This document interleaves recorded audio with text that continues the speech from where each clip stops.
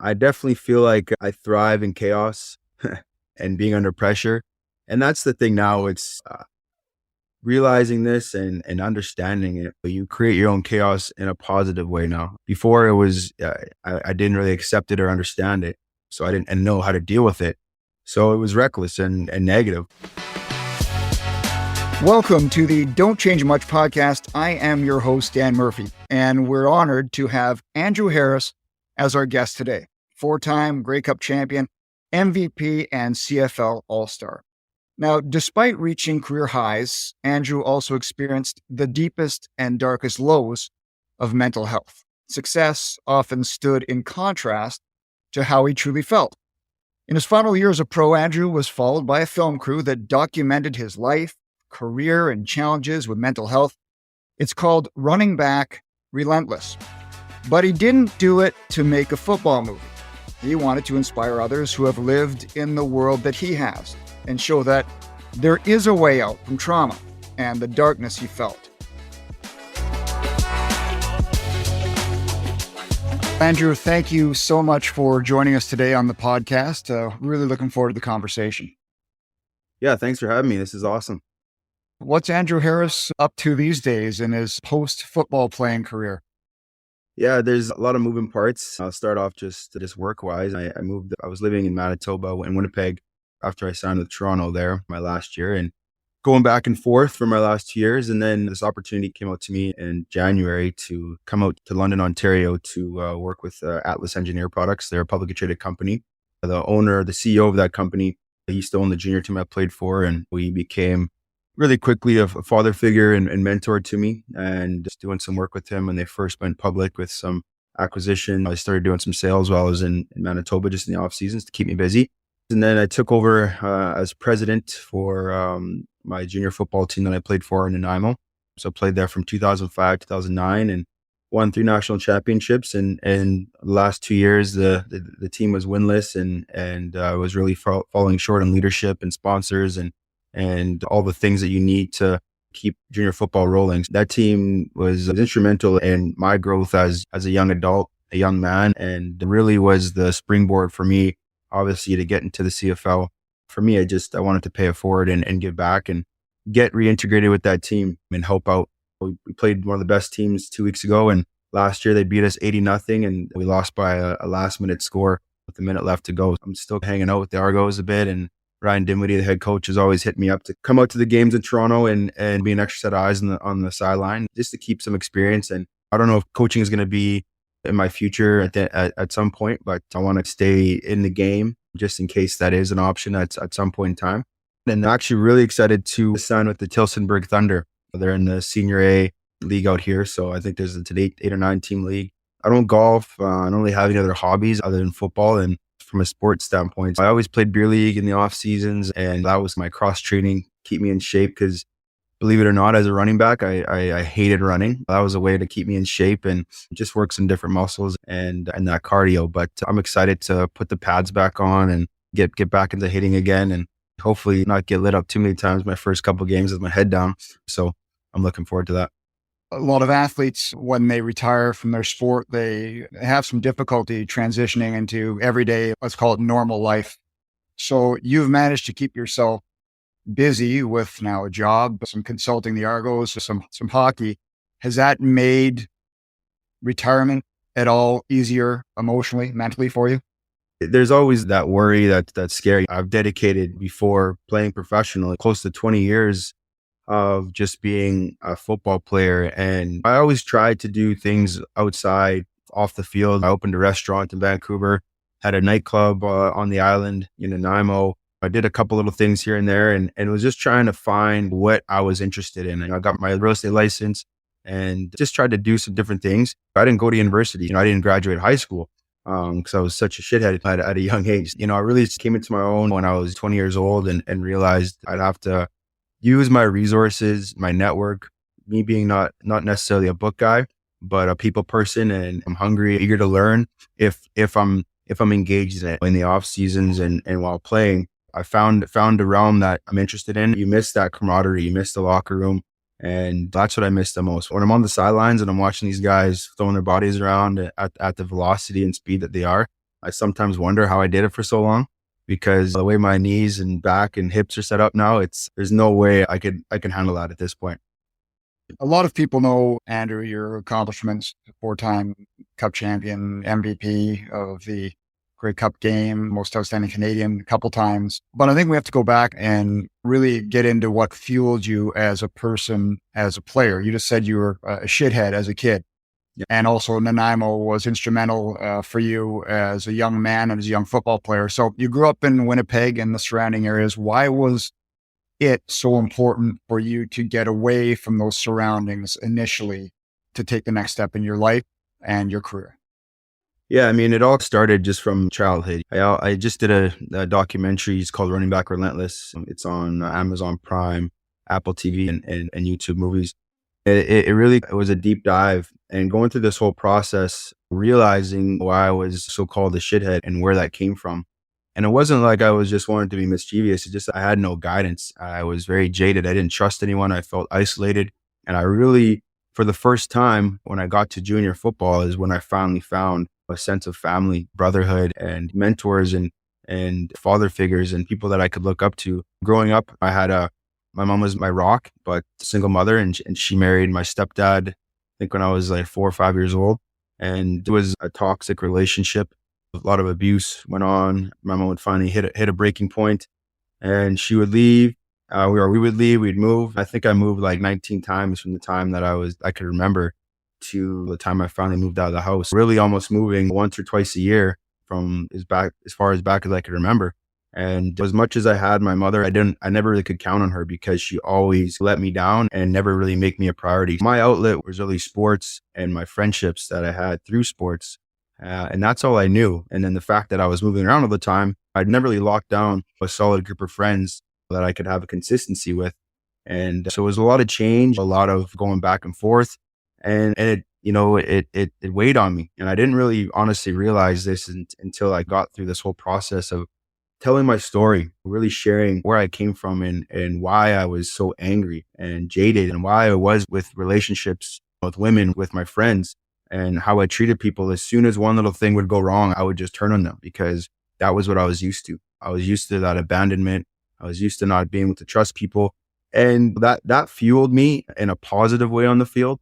But when people bury these things over and over again, you don't really deal with them or channel them in the right way, you get to a point where you hit a breaking point, and it can be scary. And went to that breaking point just after won my second Grey Cup.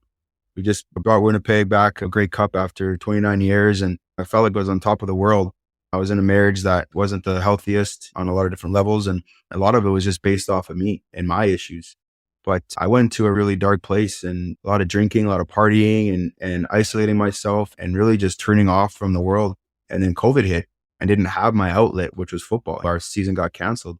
And that was just a downward spiral that really just weighed a lot on me and tore me apart and put me in a place where I had suicidal thoughts. And I just achieved one MVP, one what's outstanding Canadian, just had an outstanding year.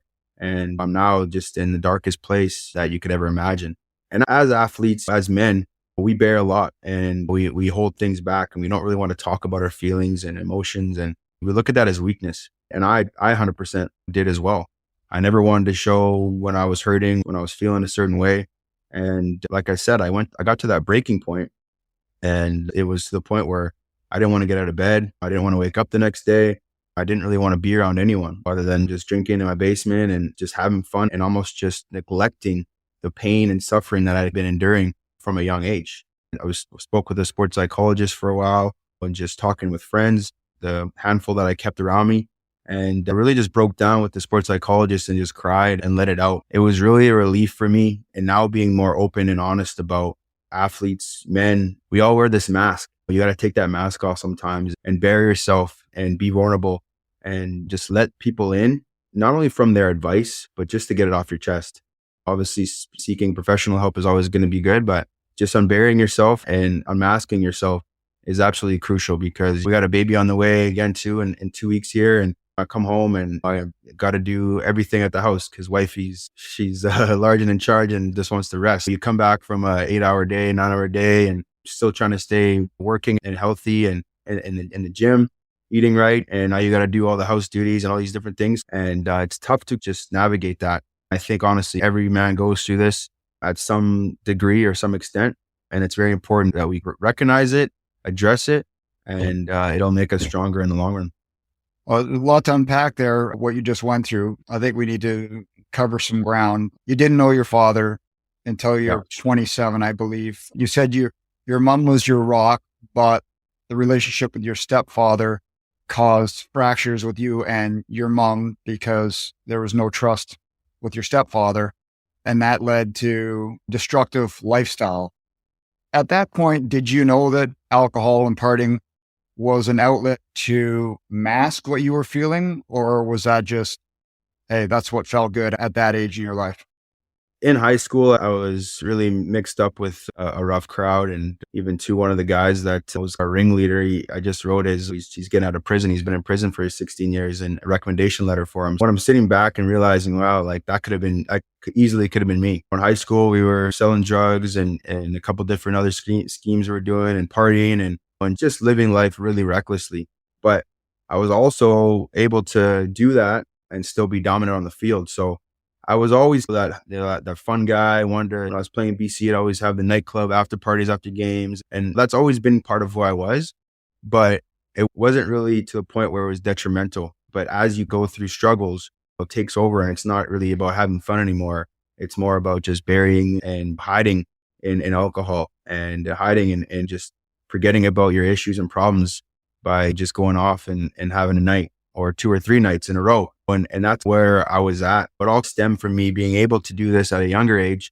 My first game in high school, this guy I was talking about that wrote the letter of recommendation, he takes me out. We go for food and we're having drinks, and I'm in grade 10. I'm like 16 years old, and I'm drinking before my first game of high school. And I go into my game and I'm like, man, I'm pretty faded right now, and go off and have a 200-yard game. Being able to do that and still dominate on the field, you feel a little bit of this invincibility, and you feel like you're untouchable in a way. Definitely toxic. There's a lot of players, a lot of people who go through this. I know a lot of great hockey players, a lot of football players that lost opportunities because of this, but I was able to keep it under control and pick my moments. But again, when things got ugly for me, it really turned quickly. Manage your stress, not the other way around. For simple ways to improve your mental health, check out the free MindFit Toolkit from the Canadian Men's Health Foundation. Complete a self-assessment, access virtual counseling, and learn more about how anxiety, stress, or depression might be impacting your health. Go to menshealthfoundation.ca and access the MindFit Toolkit to start improving your mental wellness today.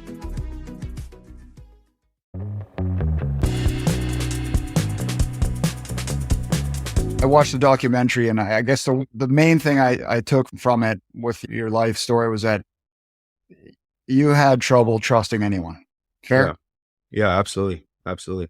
Yeah, I didn't trust a soul. Like, my mom was the only person I really, you would think that's the only person. I just met my father, my biological father, when I was 27, but it was just her. And again, a lot of times she was there for me in moments for sure. But the majority of the time, and even now, I'm 37 years old, and I still don't really have a great relationship with my mom. And only reason I really keep, ties with her and I'm trying to build it is I got 2 kids, another one on the way, and I want her to be part of their lives. And she's more consistent and showing them love and more than I felt really as a young kid. But yeah, I really felt isolated and alone from as young as I can remember up until I got to junior. And I really just found myself grasping at things which were probably the wrong ones at times.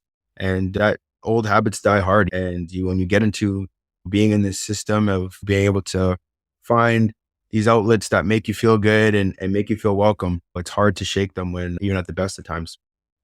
And you can't outrun these things. You're having, career-wise, the most success you could have, as you said, on top of the world. And yet, after games in solitude, you're at your probably deepest, darkest place. Was there ever a self-realization that I have to look inward to see why things are this way? I know you met with a sports psychologist, but when did you have that feeling like, okay, this isn't right? I should be the best version of myself right now, but I'm the worst and I got to figure out why.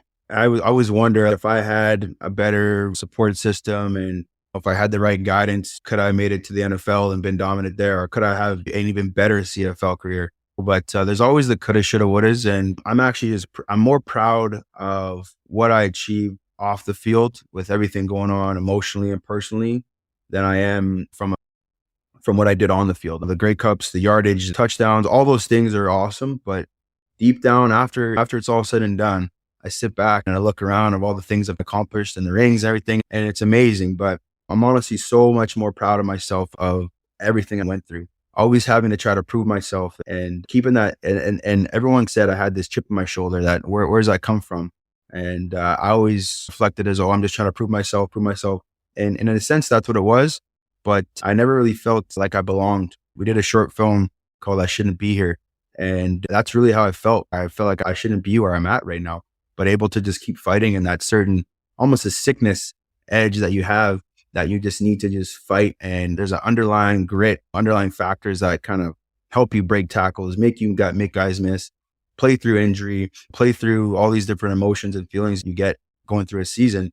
And then going through those off seasons, just, oh, wow, what if I can't? What if everyone finds out I'm a fraud or I'm not good enough or I never should have been here in the first place? And that little self-talk with myself always pushed me through bigger things and pushed me through to another level. And in those big moments, those big games, that really just kicked in even more. Do you think that you pushed people away, refused healthy relationships because you needed that fight? You need the anger, the chip to make yourself the football player you wanted to be? Yeah, I definitely feel like I thrive in chaos and being under pressure. And that's the thing now. It's realizing this and understanding it, but you create your own chaos in a positive way now. Before it was, I didn't really accept it or understand it. So I didn't know how to deal with it. So it was reckless and negative. But that's the beautiful thing about realizing and understanding who you are, where you come from, why you're the way you are, and create that sort of chaos in a positive way with positive outlets and positive reinforcement and still be able to channel that in the right direction and still be successful and no matter what you're doing. Why do you think there were suicidal thoughts, Andrew? Like, why do you think you got to that point in your life personally? Did you ever really figure that out? Yeah, to me, I just came to a point where I had enough of trying to prove myself. And in 2019, I got suspended for performance enhancing drug. And to this day, and I'll die with this, I never intentionally took the performance enhancing drugs. I wasn't the guy who really worked out. I had a steroid in my system that was like old school, like 90s bodybuilding, like they puffed you up. And I've never been a big guy or a guy who worked out heavily. I got tested numerous times. But that was really the breaking point for me. That happened during that 2019 season that I got suspended, missed 2 games. And in that season, I was on pace for 1,000, which no one has ever done, 1,000 receiving and 1,000 rushing. And when that happened, I think I lost a lot of the integrity and the work that I had put in. And that ultimately crushed me because I'd worked so damn hard to get to where I was at. I'm at the top of my game. And even from the drug policy of how many times I got tested that year, I got tested 8 days before that. And then when I got tested and went positive, it was a small trace. And I tried my hardest to prove that this wasn't intentional with sending everything that I was ingesting.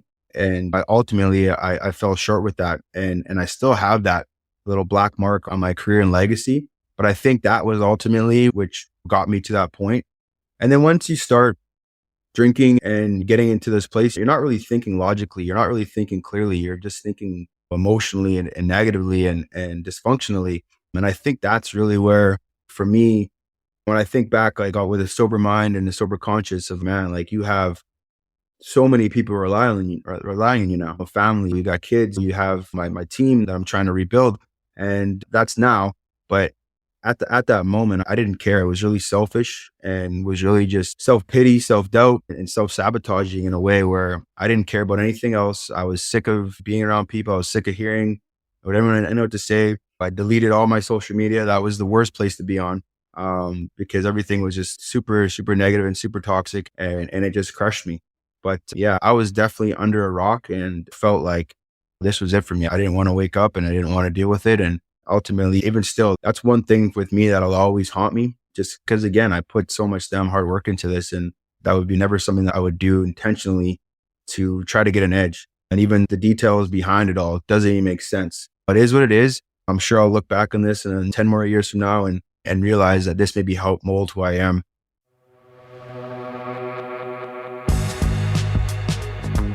Meeting with a sports psychologist, you said that you unloaded a lot and you cried. Was that more just an outlet to finally tell someone how you were feeling?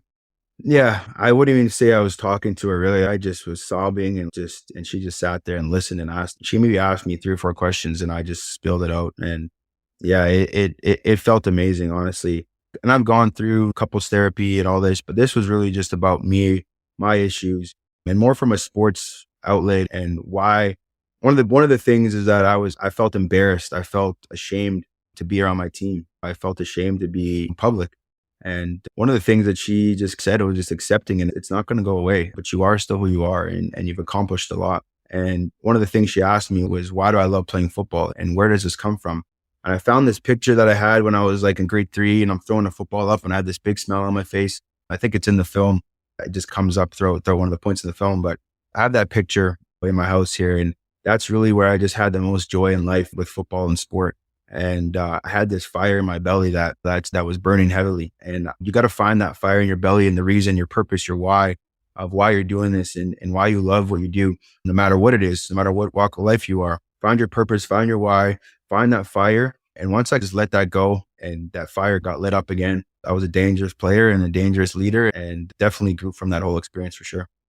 You were always working on Andrew Harris, the football player, and the skills that would take you to the top of your craft. When did you start working on yourself as a person and start trying to resolve some of these issues that had gotten to you to the point where you felt suicidal? Yeah, I think that all started in 2019 when the 2021 was a tough year just with injury and I was on and off the roster. And once I did get hurt again, it was, oh man, here we go again. I started feeling sorry for myself and getting dark again. But now I had gone through this and realized I understood myself a little better. So as things went on, 2021 was still a tough year for me. And then not getting a contract offer that was market value or what I felt I deserved. When I went to Toronto in 2022, that was really when I really understood myself. And not only that, but became a different type of player, not one that was super dominant on the field anymore at 35, 36 years old, but more of a leader and passing down the nuggets to the rest of the younger running backs. There's always more to each athlete, each person. Everyone has a story, everyone has their issues, and everyone has things that they're going through. And they're just personalizing and humanizing each individual allowed me to be a better friend, better partner, better father, better leader, and a better teammate, ultimately at the end of the day. So Danica is ready to have your second child. It sounds like that was a very healthy relationship from the start. How did that help you to perhaps start putting some trust in others and not bear everything on your own shoulders?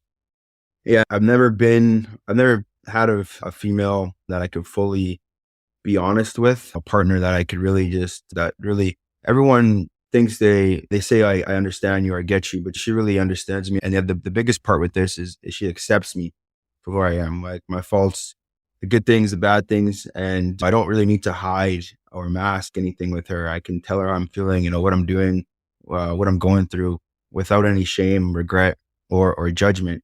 And I think ultimately that's what you want in a partner, someone you can be completely honest with, completely vulnerable with, and not feel ashamed or scared or worry about what they're going to think or how they're going to feel about you. So I think having a partner in anyone's life, that full transparency, that full unmasking is crucial. And that's what we have. And our relationship's not perfect by any means. No one is, but that understanding, that acceptance, and that true honesty to each other is the biggest part for me that moves me and motivates me and why she'll always be in my life forever. Knowing what you know now about yourself, if you could go back to talk to 20-year-old Andrew Harris, what advice would you give your younger self to make what has been a tough road a little bit easier for a do-over? Yeah, that's a lot right there. I don't know. I don't even know where I'd start, to be honest with you. But I think the big thing is to keep that same fire in your belly, but also let yourself go a little bit with the vulnerability and your trust. there's lots of bad people in the world. There's lots of takers. And I was around a lot of takers for a long time. And I held on to those takers more than I held on to the givers, and just navigating, being a little more conscious about who you spend time with and where you're putting your energy. Wasted a lot of energy and a lot of things that weren't the best things for me. So that'd be the biggest advice, is just be a little more conscious of, who and what you're doing, or who and what and where you're at, and just finding that trust and being vulnerable in those weak times with the right people. That'd be the big thing. And ultimately, again, talking about the what ifs, just taking your craft a little more serious, but that all just stems from who, what, and where you're surrounding yourself with and how you're approaching things. How's your mental health these days? It's an ongoing process, right? There's dark days and frustrating days, and especially I'm in sales now and in a market that's tough. And some days I'm like, what the hell am I doing? I should just be doing something else. But I don't have that quit in my body and my bones. And the big thing now for me is when I come home to my family, my son's got his playroom out in the front there, and here's my truck pulling up and banging on the window. And that just erases any negative or any tough day you're having. So my outlets now is family and trying to progress myself in work and life. And yeah, it's better than it's ever been. But again, it's an ongoing process, and one that instead of being scared of it, I'm excited and looking forward to navigating it and dealing with things. And ultimately too, just inspiring and impacting other people along the way. So with that in mind, since the documentary has come out, have you had a new generation of player or former teammates come up and say to you, listen, man, I didn't know what you were going through, or even, hey, can I talk to you about something I'm going through? Has that happened to you yet? Yeah, I had a handful of guys that I played with for a lot of years, that, especially those Winnipeg years, that they're like, wow, man, I had no idea. I knew you were going through some stuff, but I didn't realize it was that bad. I wish you would have talked to me. And I'm like, yes, would it have made a difference? Because they're navigating their season and they're playing and they got their families. And you don't want to me, I was always in that situation where I don't want to put my luggage on people and bear them down. But realizing that now it's out there and helping them to realize, okay, no matter what they're going through, no matter how tough or great it seems or how bad it seems, there's always light at the end of the tunnel. You can push through this. More so, I've had random people that from elementary, or just random people that I haven't really talked to in a while, reach out. I've had random people I've never even met before reach out, and I've heard a lot of stories. And my advice is just take it from me. Like, as dark as it gets, there's always light at the end of the tunnel, and just find positive outlets, positive people, positive things to be around, surround yourself with. And ultimately, just talk to someone you trust and love, and be vulnerable and let them know how you're feeling. Because if you let someone in, they can get a bit of a scope of what you're dealing with. And maybe they'll give you some advice or some grace with whatever it is, whether it's work, whether it's family, and let you heal as a person. And I think from a performance scale, working at in sales, or if you're a CEO or you're in broadcasting or whatever it is, you're going to have bad days. But sometimes you need to just, bear that and unmask yourself a little bit, so people can have a better understanding of who you are and what you're going through. It's all that trust issue you talked about. I'm sure that if you had opened yourself up to some teammates earlier on, then you wouldn't have felt like you're unloading your baggage, because it would have been friends that would have been accepting of you coming to them with some of the problems you're going through. Absolutely. That trust factor is big. And especially in sports, when you put yourself in a vulnerable position, it's looked at as a weakness, and you're looked at as maybe a liability when they can't trust you on the field, or they can't trust you to perform the way you are. So it is a scary thought. It's a scary process, but that's why you need to find that keyword there is trust, and the honesty behind it as well. So finding someone that actually does care about you and love you, and have some sort of compassion for what you're going through, and whoever that person is. And if not, find some professional help, or find it within your immediate circle that can maybe help you and deal with these things. We're getting close here, but would you say that relationships are hard work, but it's worth the hard work to put in? Absolutely. I look back at my core group of friends even 5 years ago, who we went through years and years and years of being this tight-knit group, and I don't even talk to those guys anymore. But in the same breath, I had to cut them off, because it wasn't the most positive influence on me. So the right relationships are worth the work for sure. Put the work in, but you have to realize what's positive, what's negative, what's toxic, what's going to actually help uplift you and bring you up instead of tear you down. So the name of the podcast, as you know, is Don't Change Much. When you hear that phrase, what do you think of? Yeah, and I hear don't change. Those are the words that stick out. But at the end, it's much, because at the end of the day, you want to stick to your core and who you are. But that much part, there's always things that you can work on to be better, right? Be 100% authentic and raw, the raw version of yourself. But that much, there's some things there's you can always get much better. And we always joke about this in the football huddle, mo better, mo better, mo better. So you can always get mo better. There's always things you can change, and there's always much more to a person and more growth in a person. So I hear don't change, and that means stick to your guns and who you are. But there's always more that you can achieve and grow as a person. So that's where it resonates for me. Thank you so much for sharing your story. I think when people like yourself get your stories out, it makes others far more comfortable in sharing their own. And we wish you all the best in the future with your career, with the birth of your next child, with family, and with continuing to work on those positive relationships so you can have yourself a real happy life moving forward. Yeah, I appreciate it. And for me, again, it's amazing to be able to. I always said I wanted to make an impact on the field and with the organization, the fan base, whether it was doing stuff in the community. And it's an absolute honor to be done playing, bear my story, and still making an impact in people's lives. That's really what I feel my biggest purpose is, and what I'm most proud of. And yeah, I appreciate the platform here to be able to talk about this. And you guys are doing a great thing for a lot of men out there. So good on you guys. Cheers. Thank you very much. Thank you. Thank you so much for listening. For more information and resources to support your own mental health or the health of a friend or loved one, visit menshealthfoundation.ca. And if you've enjoyed this conversation, share a rating or review and click the follow button to join us each month for a new episode of the Don't Change Much podcast.